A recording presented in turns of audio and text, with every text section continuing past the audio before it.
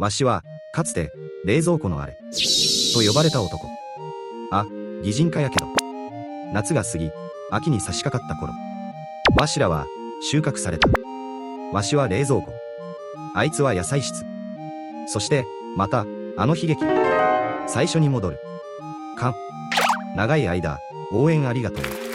とろけても、腐っても、わしらはわしらよ。夏が過ぎ、秋が来て。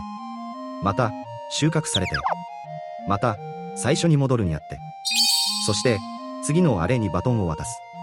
またな、相棒。冷蔵庫の片隅から、愛を込めて。